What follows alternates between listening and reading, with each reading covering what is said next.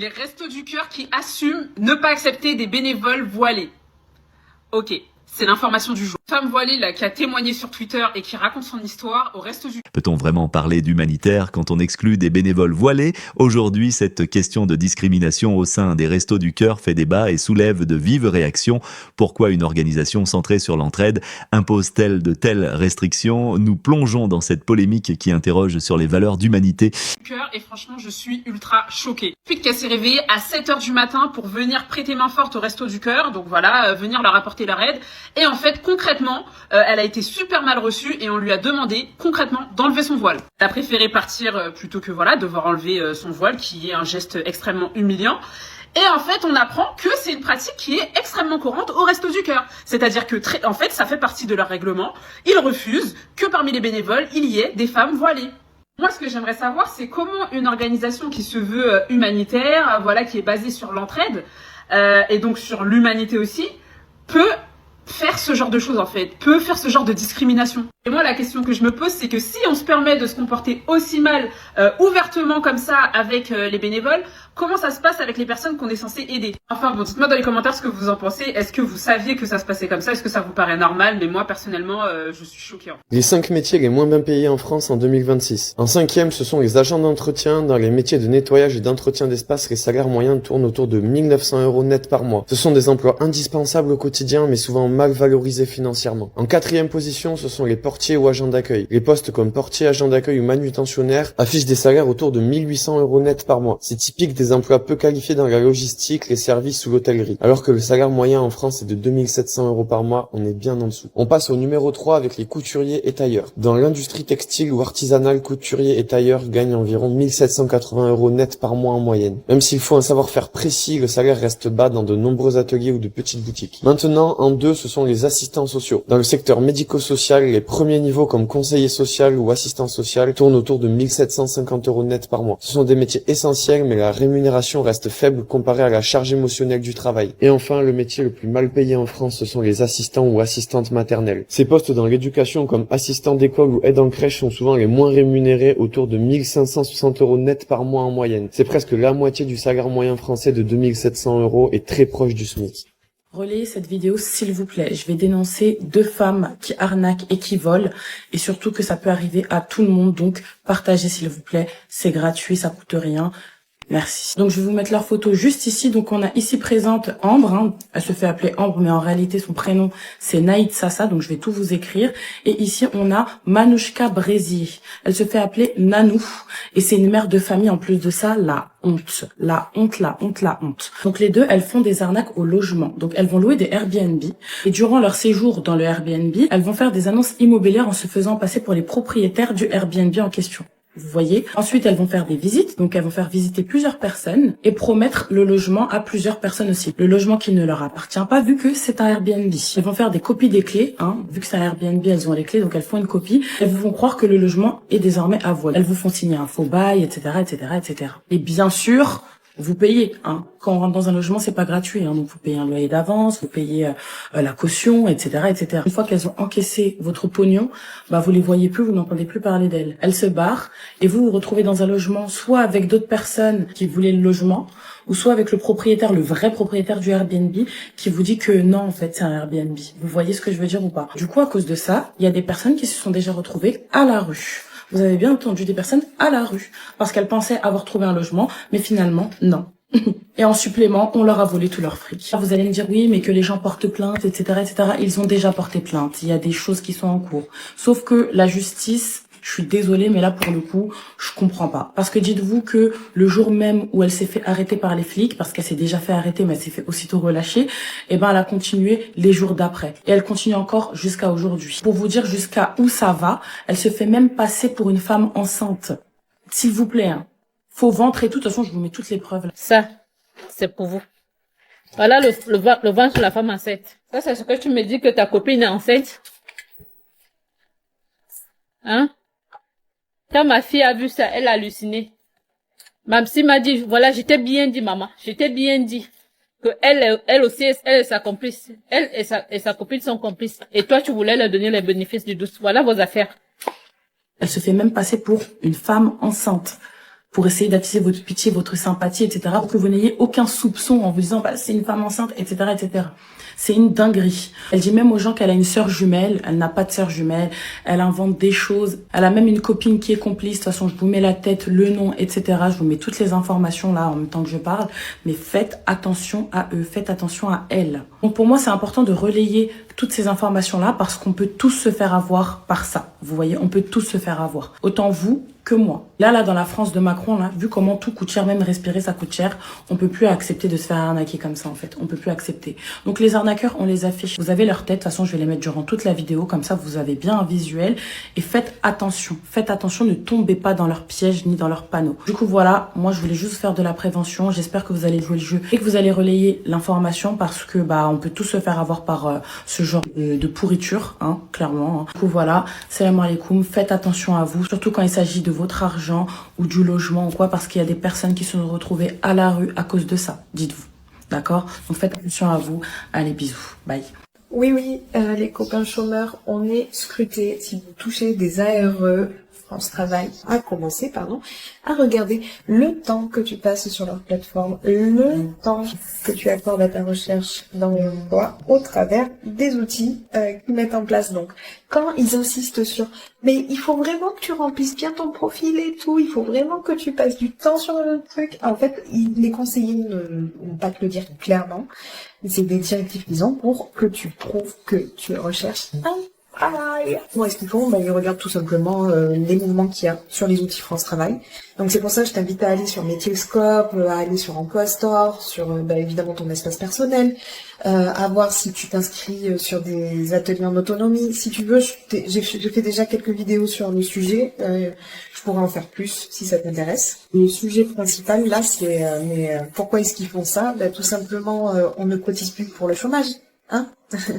Et si ce sont tes employeurs qui cotisent pour toi, dans ce cas-là, on est dans une obligation et dans du devoir de recherche d'emploi puisque tu ne cotises plus. Voilà, ce n'est plus un droit que tu acquiers. Donc, et là où c'est assez injuste, c'est que pour tous ceux qui ont cotisé pendant des années avant que cette loi passe, même traitement. Voilà, super. On recherche, on passe du temps sur les outils. On essaye d'utiliser le maximum d'outils ou de partenaires avec lesquels France Travail travaille. Au moins, ça vous évitera une enquête sur votre dos. Si les outils sont pas parfaits, ça peut être que bénéfique pour vous de mettre toutes les chances de votre côté en testant tel ou tel outil, tel ou tel atelier. Enfin, voilà. Si vous cherchez un emploi, optimisez vos chances. Est-ce que tu savais du coup qu'ils avaient mis en place ces enquêtes, que maintenant c'était plus toi qui cotisais mais ton employeur? Est-ce que tu avais compris maintenant qu'on était dans un système de droits et de devoirs? Je veux bien avoir toutes ces infos en commentaire. Partage ton expérience de personnes qui touchent des airs. Bonjour les gens de TikTok, mes amis surtout, puis même ceux qui ne sont pas mes amis, je n'ai rien à cacher. Je vais vous faire une petite vidéo sympa de ma part, expliquer ce qui m'est arrivé dans la vie. J'ai divorcé il y a 10 ans avec ma femme, mon ex-femme maintenant, 38 ans de mariage. Bon, après, il faut bien refaire sa vie, c'est normal. J'avais retrouvé une nana de la Balme de Silingy. Bon, faut pas donner de nom, j'en donnerai pas. Et bon, je suis sorti 7 ans avec elle, mais au bout de 5 ans, on allait pas mal au Maroc en vacances. Dans la première partie, on découvre que les Restos du Cœur refusent des bénévoles voilés, ce qui soulève des questions sur la cohérence entre leur mission d'entraide et ce choix discriminatoire. Cela amène à se demander comment ces choix affectent leur traitement des bénéficiaires. Dans la deuxième partie, on va explorer les dessous d'une arnaque immobilière révélatrice d'une autre facette de la confiance trahie. Et puis, bon, elle m'a présenté sa famille, tout ça, puis au bout de 5 ans, j'ai dit, putain, j'aime bien le soleil, moi, j'aimerais bien vivre là-bas, quoi. Elle me dit, j'ai dit, putain, j'achèterais bien un appartement. Et puis, bon, elle me dit, si tu veux, tu peux en acheter un, mais le problème, il faut rester 6 mois au Maroc pour que tu sois résident pour pouvoir acheter un appartement. J'ai dit, ah oui, d'accord. J'ai dit, là-bas, ça fait chier d'attendre 6 mois, puis moi, je peux rester chez ta mère où tout va bien, quoi. Alors du coup, elle me dit, si tu veux, ma sœur, elle peut en prendre un, mais à son nom. Bon, bah moi, ça fait 5 ans que j'étais avec, j'étais en confiance, pas de problème, hein. Alors, bon, bah, elle me trouve un machin F2, F3, à 25 000 euros. Alors bon, bah moi je fais virer le pognon sur son compte à elle, et de son compte en France, elle le fait revirer au Maroc. Pas de problème. On fait les papiers et tout, alors j'y vais aller au notaire avec vous. Non, non, non, elle me dit, bon, alors, nous on va aller boire un verre, c'est ma soeur qui s'en occupe, me laisse tomber. Bon, bah d'accord. Pas réfléchi, quoi. Hein. Ben, bon, c'est pas grave. Alors, on fait les papiers, tout ça, et bah au bout de 7 ans, on s'est séparés. Ouais, c'est ça, c'est la vie. On s'est séparés. Et puis, bah maintenant, pour récupérer mon appart, voilà. Alors, j'appelle sa sœur au Maroc, salut et tout. J'envoie un message, bonne année, machin à la famille. Ouais, pas de réponse. J'envoie un deuxième message, pas de réponse. Putain, la colère me prend. J'envoie un message à mon ex-copine.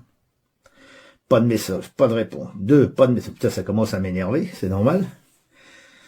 Puis tout d'un coup, ouais, ça commence à m'énerver, commence à me faire chier. Enfin, je gueulais, c'est un peu normal, quoi. C'est de la colère, quoi. Puis tout d'un coup, je reçois un message. Ouais, on était 7 ans ensemble. Tu m'as fait un don. J'ai quoi? J'ai fait un don. J'ai pas fait de don du tout, moi. J'ai jamais fait de don du tout, moi. Moi, c'était, comme on avait dit, pour on l'acheter, quand il vaudra plus cher, on le revendra, puis on verra pour prendre autre chose, si on est toujours ensemble. Autrement, je récupère mes billes, qui est normal. Eh ben, vous savez ce qu'ils ont fait? Ils ont comploté ça depuis longtemps pour dire, on va le baiser. C'est vachement sympa quand même. Il y a quand même un monde pourri.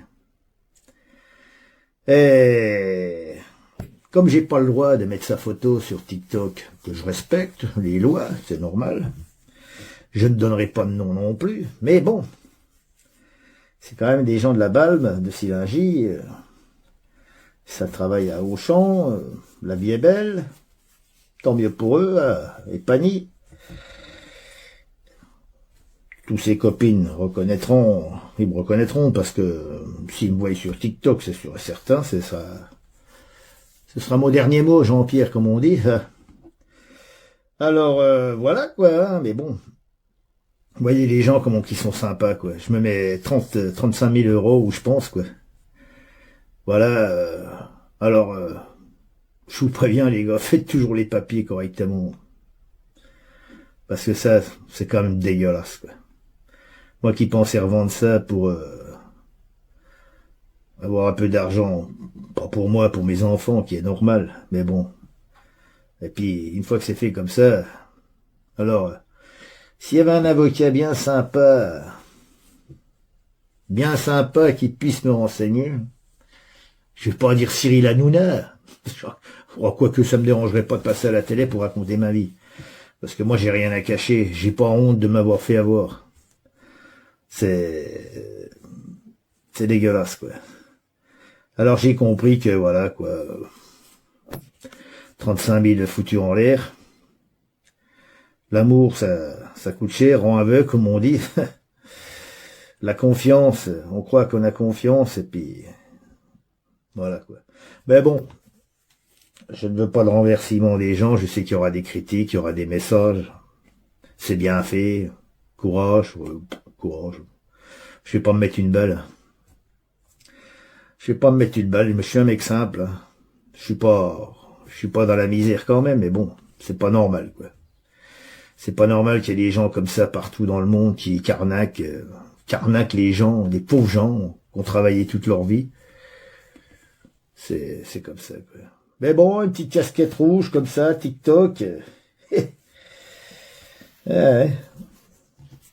Alors du coup, bah, j'avais été voir la gendarmerie m'a appelé. Ouais, faut pas faire des menaces, bah ça, bah, je vais l'écouter, monsieur, sous la colère. Hein. J'ai moi à 64 ans, qu'est-ce que vous voulez qu'on me fasse? Tous ceux qui piquent des bagnoles ou qui braquent des banques, ils passent 8 jours ou 15 jours en prison, puis ils ressortent. Alors c'est pas moi à 64 ans qui va aller en prison, que moi, mon machin, il est vierge. J'ai toujours travaillé 44 ans toute ma vie. Qu'est-ce que vous voulez qu'on me fasse? Rien du tout. Me payer l'hôtel avec Sarkozy, quoi, par exemple. Je veux dire, la vie n'est pas facile. Ah voilà, faites bien attention à tout ça, quoi. Vous voyez le genre de gens. Puis en plus, les 2 fils à travailler en Suisse. Voilà, quoi. Mais bon, c'est l'arnaque. Et en plus, je lui ai refait tout son appartement, tout à neuf. Hein. Et puis racheter, parce que j'ai arrivé dans le bordel, laissé tomber. Pas de frigo, en panne. Racheter un frigo, racheter le grand écran, racheter une chambre. Ouais. Enfin, j'ai tout refait, le haut, le bas. Voilà, bref. Ça m'a occupé, c'est pas grave. Le problème, c'est l'appartement. Plus les petits cadeaux 2 fois dans l'année, les vacances, hein, que je payais, voilà, parce que voilà, ça n'a jamais une thune, quoi. Hein. Et puis c'est comme ça, et puis on n'y peut rien, quoi. Alors voilà, j'ai pas peur de le dire. Je me suis mis une belle carotte, je la remercie bien. C'est gentil de sa part pour des gens honnêtes, et puis surtout que sa sœur. Elle va prier ses 5 prières, Inch'Allah, si Dieu le veut. Eh ben, mon Dieu, dis donc, c'est du beau, hein. Pour des croyants, c'est joli, hein. Ben, mon Dieu. C'est ça qui me fait rigoler, moi, ça. C'est bien tout du cinéma, ça. Ah, putain de merde. Mais bon, c'est comme ça. Bon, bah, je vous souhaite une bonne année. Ma foi, moi, mon année commence bien. C'est un beau cadeau. Et ben, je souhaite une bonne année à tout le monde, tous ceux qui me connaissent, et puis tous ceux que je ne connais pas, qui m'ont rien fait, qui n'y sont pour rien, mais bon, tous les Arabes sont pas pareils, hein. Il y a quelques Marocaines, ça se croit plus malin que les autres, mais bon, voilà. Comme je dis, on n'a pas le droit de mettre la photo, on n'a pas le droit de dire de nom, ben il n'y a pas de nom, il n'y a pas de photo, mais voilà, elle va sur TikTok quand même, elle est comme tout le monde, hein. Ah oui, elle est comme tout le monde.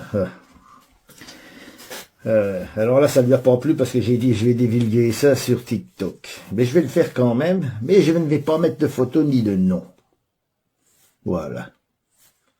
On peut pas m'empêcher, la gendarmerie, d'aller à Auchan, acheter à manger.